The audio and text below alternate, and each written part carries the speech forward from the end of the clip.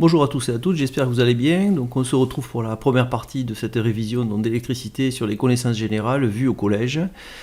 Et on va commencer donc par la section 1, cette première vidéo qui a pour objet de rappeler les principes fondamentaux du circuit électrique. Donc évidemment on va se poser la question d'abord, qu'est-ce qu'un circuit électrique? Donc un circuit électrique c'est composé de ce qu'on appelle des dipôles. Alors qu'est-ce que c'est ces dipôles? Ce sont des composants qui comprennent deux bornes. Une borne plus, une borne moins. Alors vous avez des exemples dans votre maison, le four, votre ordinateur, ce sont des dipôles et au laboratoire on travaille avec des dipôles plus petits, ça peut être un moteur, une lampe, une résistance par exemple. Il faut savoir d'ailleurs que dans vos appareils électriques à la maison, bien, vous avez différents dipôles aussi qui sont dedans, ça peut être aussi des lampes, des résistances, des LED, ainsi de suite. Les dipôles qui constituent un circuit électrique sont reliés entre eux par des fils de connexion métalliques, donc des fils de connexion. Je pense que vous avez déjà vu des câbles électriques, donc c'est ça les fils de connexion à la maison. Et vous vous doutez bien que dans vos ordinateurs, vos téléphones portables, il y a aussi des fils de connexion. Dans les maisons, ce qu'on appelle l'installation domestique, c'est pareil aussi dans un institut de beauté, les dipôles sont le four, la télévision, les éclairages, le lave-vaisselle, en fait tous les appareils électriques présents dans une maison. Et donc, je l'ai déjà dit, mais dans tous ces appareils, il y a aussi un circuit électrique qui est composé aussi de dipôles, comme des lampes ou ainsi de suite. Notez que ces dipôles sont reliés entre eux par des fils de connexion qui passent dans les murs, ça c'est à la maison, et qui sont reliés au tableau électrique. Voilà, les tableaux électriques, il y en a dans toutes les habitations, dans tous les instituts de beauté, il y en a au lycée scolaire. Voilà, je vous en montre un exemple ici en photo. Donc nous, au laboratoire, on travaille sur des dipôles plus petits. Ces dipôles plus petits, vous devez en connaître, chacun dispose d'un symbole qu'on retrouve dans les circuits électriques, dans les schémas de circuits électriques, et donc vous devez connaître ces symboles puisque vous abordez l'électricité. Donc le premier, c'est la pile. Donc la pile, voilà, vous avez deux exemples de piles, la pile plate et la pile ronde, que vous avez par exemple dans votre calculatrice. Bon, il y a d'autres formats de piles bien sûr, donc on le représente de la manière suivante. Donc on a un trait, ici c'est le fil de connexion, on a les deux bornes, donc une ici, une là. Bon, il n'y a pas de sens à respecter. Et la ligne longue ici c'est la borne plus, et la ligne ici c'est la borne moins. Le générateur, nous au laboratoire on utilise des petits générateurs comme ça, qu'on branche sur le réseau électrique, donc qui permet d'alimenter nos petits circuits de laboratoire. Donc le symbole du générateur c'est un rond.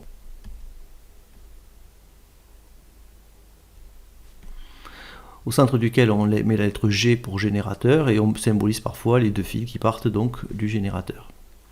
Voilà, donc ça nous on utilisera, dès qu'on sera au laboratoire, on utilisera ce type de générateur. Ensuite ici vous avez l'interrupteur. Alors l'interrupteur, il y a deux symboles.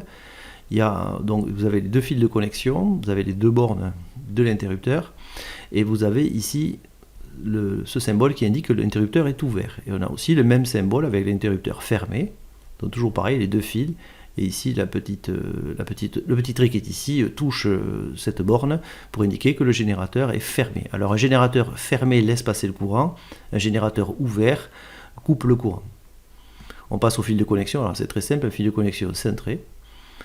La résistance, alors la résistance c'est quelque chose qui permet de freiner le passage du courant, donc vous en avez dans tous les appareils électroniques, c'est très utilisé. Donc le symbole est très simple, vous avez un rectangle et les deux petits fils de connexion. Alors au collège, parfois, certains professeurs rajoutent la lettre R pour que les élèves voient bien que c'est une résistance. Moi, je n'utilise pas cette notation, mais sachez que moi, je la représenterai sous la forme d'un simple rectangle. L'ampoule, le symbole est aussi très connu, ou lampe, c'est un rond, un cercle, dans lequel on a une croix comme ceci.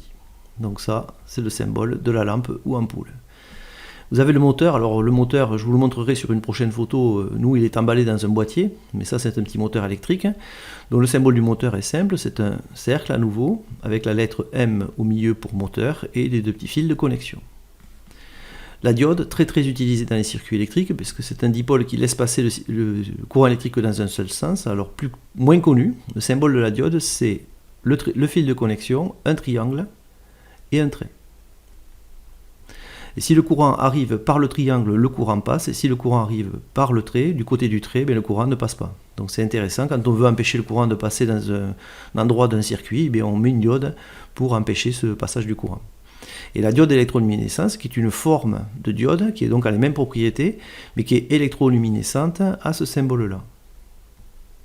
Donc c'est le même symbole que la diode, le triangle et le trait, mais on met aussi deux petites flèches ici pour indiquer qu'elle est électroluminescente.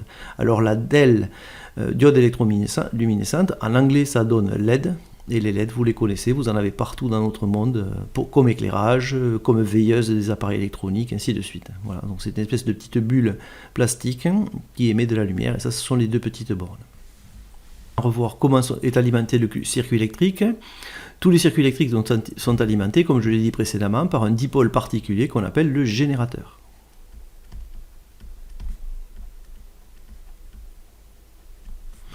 Donc il en existe différentes formes, alors je ne vais pas faire la totalité, je vais donner les principaux. Donc vous avez le premier, c'est les piles. Donc les piles, vous connaissez les piles évidemment, vous en avez on en retrouve donc les piles qui alimentent les petits appareils électriques.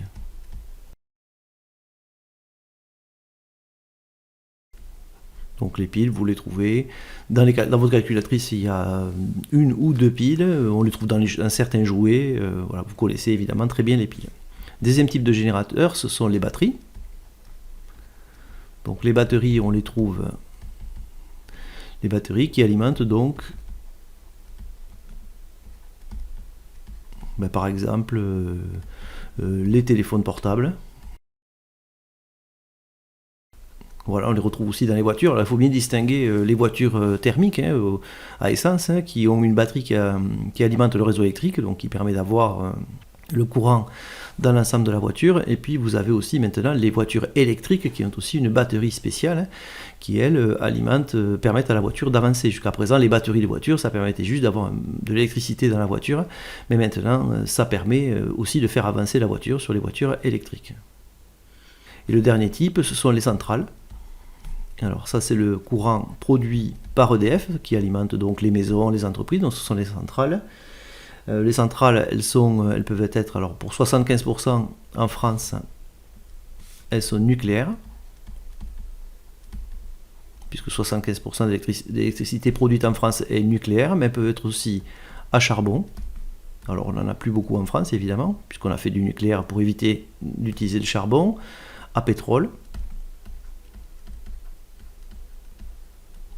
Voilà, et donc là, les centrales nucléaires, les centrales à charbon, les centrales à pétrole, elles alimentent l'installation domestique.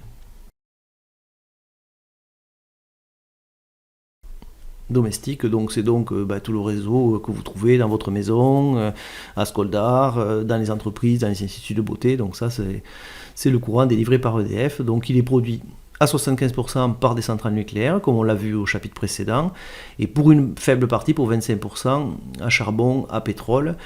Voilà, il faut savoir qu'il y a d'autres aussi types de générateurs. Vous avez par exemple les éoliennes. Vous avez les éoliennes, vous avez tout ce qu'on appelle l'énergie renouvelable. Vous avez les éoliennes, vous avez les panneaux photovoltaïques.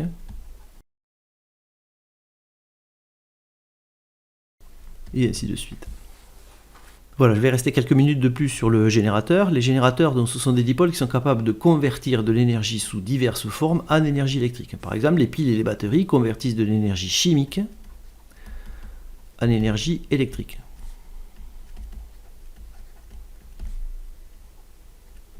Alors, je ne vais pas rentrer dans le détail ici comment les piles et les batteries convertissent de l'énergie chimique en énergie électrique. Normalement, on le fera un peu plus loin dans le cours cette année. Les centrales nucléaires, à charbon, à pétrole, ainsi de suite, convertissent de l'énergie thermique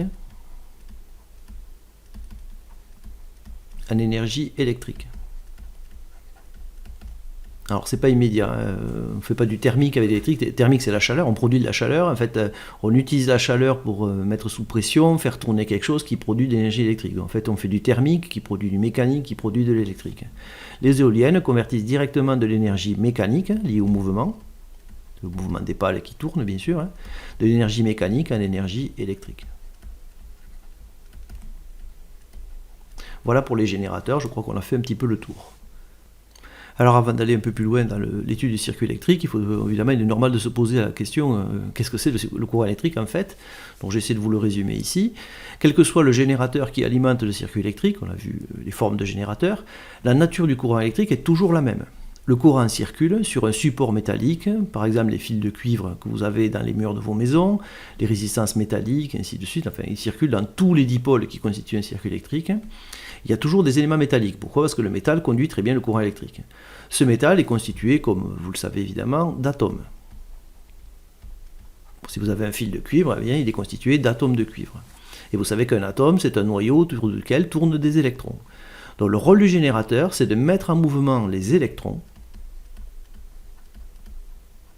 des atomes métalliques qui se déplacent donc d'un atome à l'autre. C'est-à-dire qu'en fait, on a les électrons qui passent d'un atome à l'autre, et petit à petit, ce déplacement d'électrons crée un courant, et ce courant, c'est ce déplacement d'électrons qu'on appelle le courant électrique. Par convention, c'est-à-dire que les physiciens se sont mis d'accord il y a très longtemps, par convention, le courant électrique circule toujours dans le même sens, de la borne plus du générateur vers la borne moins. Alors on poursuit ce cours avec quelque chose d'un peu plus technique, la notion de montage en série et montage en dérivation, qu'il faut un peu comprendre si on veut après suivre la suite du cours. Donc on peut brancher un dipôle de deux manières différentes, c'est en série ou en dérivation. Donc on dit qu'un dipôle électrique est branché en série s'il est branché aux bornes de deux dipoles différents.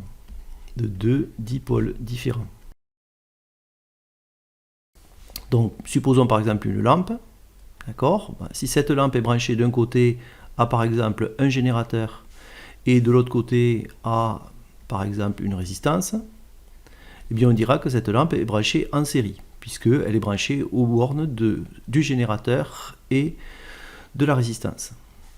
Par extension, un circuit électrique ne comprenant qu'une seule boucle, c'est-à-dire où tous les dipôles sont branchés en dérivation, c'est-à-dire à la queue leu les uns des autres, est appelé un circuit en série.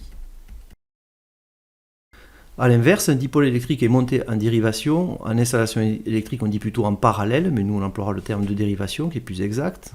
Donc on dit qu'il est en dérivation s'il est branché aux bornes d'un autre dipôle. Donc je vous montre un petit peu l'exemple. Supposons toujours notre lampe, ici. Ici vous avez un circuit avec par exemple un générateur, ici vous avez une résistance, et ici vous avez par exemple un moteur, et après le circuit continue. Et bien si votre lampe vous la connectez ici et là, d'accord, elle est branchée aux bornes de la résistance, et bien on dira que cette lampe est branchée en dérivation. Les points du circuit où au moins 3 fils sont connectés, c'est-à-dire ces deux points-là ici sur ce schéma, sont appelés des nœuds. Alors pour illustrer donc les effets donc du branchement en série ou en dérivation des dipôles, je vais vous proposer deux circuits différents. Donc on commence par un premier circuit. Dans ce circuit on a un générateur. Ce générateur, on a un interrupteur qui pour l'instant est ouvert, donc le courant ne circule pas, un moteur et deux lampes que j'ai numérotées, L1 et L2. Ce montage je l'ai réalisé, donc le voilà. Donc ici on retrouve le générateur, donc le générateur c'est ça au laboratoire, donc il est connecté avec un fil de connexion à cette lampe qui est ici, la lampe L2, puis la lampe L2 est connectée à la lampe L1 qui est ici, puis au moteur. Je vous avais dit que le moteur c'était pas exactement ce que je vous ai mis dans la première partie du cours. En fait le petit moteur c'est la partie grise qu'on aperçoit ici, il est branché sur deux petites pales, ici qui comme ça on voit bien que le moteur tourne et surtout dans quel sens, et ce petit moteur est englobé dans une petite boîte en plastique. Donc le moteur revient ici, si vous avez l'interrupteur on ne le voit pas très bien, et ici puisque les lampes fonctionnent ça veut dire que le générateur est allumé et que l'interrupteur lui est fermé, contrairement au schéma où il est ouvert, ici il est fermé, donc en fait ici vous avez cette petit trait ici qui touche ici en fait, donc le courant circule bien ici dans le circuit. Donc on va voir un petit peu déjà avant d'étudier la suite, on va voir comment circule le courant dans le circuit. Donc en fait ici, si je matérialise la borne plus du générateur et la borne moins, donc ici elles sont invisibles, en fait le courant part ici de la borne plus du générateur et circule dans ce sens là. Donc si je vous demande dans un exercice de représenter le sens du courant, ben c'est ça qu'il faut faire, il faut partir de la borne plus, et ensuite on fait tourner. Donc ça, le courant traverse la lampe L2, puis atteint la lampe L1, ici, continue jusqu'au moteur, là voilà, l'interrupteur lui maintenant est fermé, voilà, ici, et donc le courant traverse l'interrupteur et revient au générateur par la borne moins, ici dessus, donc ce sont les électrons qui circulent. On voit que les deux lampes sont allumées. Donc ceci c'est un circuit en série, puisqu'en fait chaque dipôle est branché, ils sont branchés à la queue leu, chaque dipôle est branché à deux autres dipôles, ici le générateur est branché à l'interrupteur et à la lampe L2 est branchée au générateur et à la lampe L1, et ainsi de suite. Dans un circuit en série, si un dipôle ne fonctionne plus, donc si un des dipoles ne fonctionne plus, le courant électrique ne circule plus et aucun dipôle ne fonctionne. Par exemple, si on dévisse la lampe L2, c'est-à-dire cette lampe, eh bien, plus rien ne fonctionne. Plus rien ne fonctionne. Évidemment, le générateur va continuer à fonctionner et envoyer le courant, mais le courant ne reviendra pas, ne fera pas le tour, donc tout sera coupé. Donc plus rien ne fonctionne.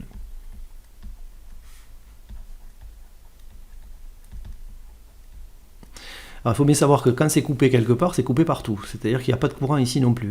Le fait que la lampe soit coupée, le courant ne peut plus partir de générateur et ne peut plus faire le tour. Donc il n'y a plus de courant du tout. C'est-à-dire si on touche ici, on ne prendra pas le courant. Voilà. Même si le générateur est allumé. Donc c'est la même chose, c'est le principe de l'interrupteur. Si vous avez un interrupteur et que vous ouvrez l'interrupteur, et bien dans ce cas-là, ça coupe le courant et donc le courant ne circule plus dans l'ensemble du circuit. Donc ce qui se passe quand on dévisse cette lampe L2, c'est que ça ne marche plus. Je voulais illustrer sous forme, j'ai fait le montage moi-même, et vous voyez j'ai dévissé la lampe L2, la lampe L1 est toujours en place, le moteur est toujours en place, l'interrupteur est bien fermé, le générateur est en route, vous voyez ici il y a une petite lumière, et bien malgré tout il n'y a plus rien qui fonctionne, le moteur ne tournait plus, la lampe L1 n'éclairait plus, parce qu'il a suffi en fait de dévisser cette ampoule, le courant ne passait plus ici, donc il était coupé ici, et du coup le courant ne pouvait plus faire le tour. Donc on arrive à un deuxième exemple, un deuxième circuit, donc voilà le circuit que je vous propose. Dans ce circuit, ce qui a changé, c'est qu'on a ici une deuxième lampe qui est branchée de manière différente de tout à l'heure. En fait, elle est en dérivation, puisqu'en fait, cette lampe L2, elle est branchée aux bornes de la lampe L1, donc elle est en dérivation. Donc ce circuit, je l'ai réalisé pour vous, donc le voici. On retrouve bien le générateur ici, donc il est allumé, on voit la petite LED ici qui indique qu'il est allumé. Donc il alimente, ça c'est la partie qui est ici, en fait, ça c'est cette partie-là. Donc on retrouve la lampe L1 qui est ici. On retrouve le moteur, on ne voit pas les pales parce qu'en fait il tourne. Donc là vous avez le moteur, ici vous avez l'interrupteur, donc évidemment ici l'interrupteur est fermé. C'est-à-dire qu'ici on n'est plus comme ça, mais on est comme ceci. Donc le courant circule. Et donc les deux lampes sont alimentées et brillent, on les voit bien ici sur la photo. Par exemple, donc si on dévisse cette lampe, c'est-à-dire la lampe N2, qu'est-ce qui se passe? En fait le reste du circuit va continuer à fonctionner. Pourquoi? Parce que le courant va partir de la borne plus du générateur, ici, et arrivé sur ce nœud ici, le courant va circuler ici et là, il va se diviser en deux en fait. Donc ce courant ici va faire le tour, va rejoindre ici au niveau de ce nœud, et le courant qui est passé là va revenir ici au niveau de ce nœud, donc le courant va se regrouper et finir de faire le tour. Donc si je coupe la lampe L2, en fait ce qui se passe c'est que le courant peut quand même faire le tour et revenir à la borne moins du générateur, donc le courant circule ici, mais pas ici. Donc ça je vous l'ai mis en photo. Ici, donc c'est le même montage, alors je sais que j'ai changé de support, mais c'est le même montage, on a le générateur, on a l'interrupteur qui est fermé, on a le moteur, on voit bien qu'il tourne, vous voyez, cette espèce de mouvement ici, on voit bien qu'il tourne, on a la lampe L1 qui est allumée, par contre la lampe L2 je l'ai dévissée et vous voyez il n'y a plus l'ampoule, et donc ici, elle est posée ici, et là on voit que le courant donc ne circule pas. Donc si on dévisse la lampe L2, eh bien le reste du circuit fonctionne. Voilà, donc quand on a un dipôle en dérivation, eh bien, si le courant peut quand même faire le tour de la borne plus à la borne moins du générateur, s'il y a suffisamment de fils, eh bien, ça fonctionne. Le fait d'enlever la lampe L2 n'empêche pas le courant électrique de fonctionner. Voilà, c'est la fin de cette première partie donc, des bases du courant électrique, donc sur le circuit électrique. La suivante parlera de la tension, de l'intensité, de la résistance et de la loi d'Ohm, mais il y aura quelques calculs.